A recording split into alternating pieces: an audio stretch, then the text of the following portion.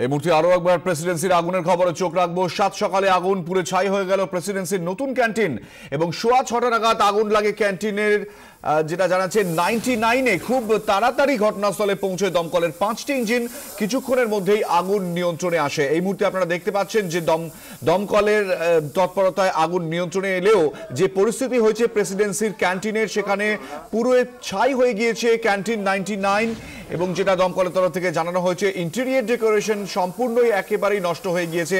বিভিন্ন প্রান্তে এই মুহূর্তে পোড়া যে জিনিসপত্র দেখা যাচ্ছে, আগুনে পুড়ে ছাই হয়ে গিয়েছে প্রেসিডেন্সির ক্যান্টিন এবং দমকলের তৎপরতায় যদিও আগুন এই মুহূর্তে নিয়ন্ত্রণে।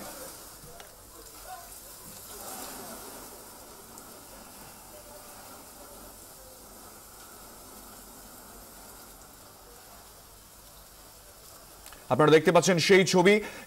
ক্যান্টিন 99-এর ভেতরে পুরো ছাই হয়ে গিয়েছে আসবাবপত্র থেকে শুরু করে বিভিন্ন সামগ্রী যা ছিল, বিশেষ করে ক্যান্টিনের যে ছাদ সেটি সম্পূর্ণ পুড়ে গায়ে ভস্মীভূত হয়ে গিয়েছে। ক্যান্টিন 99-এর ইন্টেরিয়র ডেকোরেশন সম্পূর্ণ পুরো ছাই হয়ে গিয়েছে। তবে এখনো পর্যন্ত নির্দিষ্টভাবে কোথা থেকে আগুন লাগলো, উৎস কি, নির্দিষ্টভাবে এখনো পর্যন্ত দমকলের তরফ থেকে জানানো সম্ভব হয়নি। ক্যান্টিন চলছিল, আমরা এসে 4টে জেটে কাজ করেছি। ইন্টারনালি ড্যামেজ হয়েছে, পুরো পুড়ে গেলে তো এটা দাঁড়িয়ে থাকতো না। আপনি দেখছেন স্ট্রাকচার দাঁড়িয়ে আছে, ইন্টারনাল ডেকোরেশনটা পুড়ে গেছে।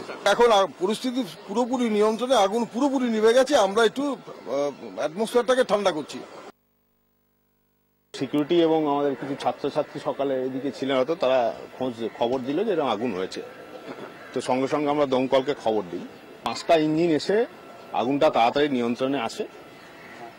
আগুনের সোর্স তো স্বাভাবিকভাবেই কারণ দমকল দেখছে, তারা এটা এনকোয়ারি করে দেখবে যে এটা কি কারণে হয়েছে।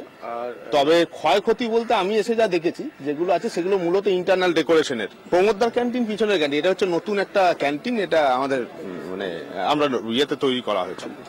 সো এটা প্রমোদদার ক্যান্টিন নয়।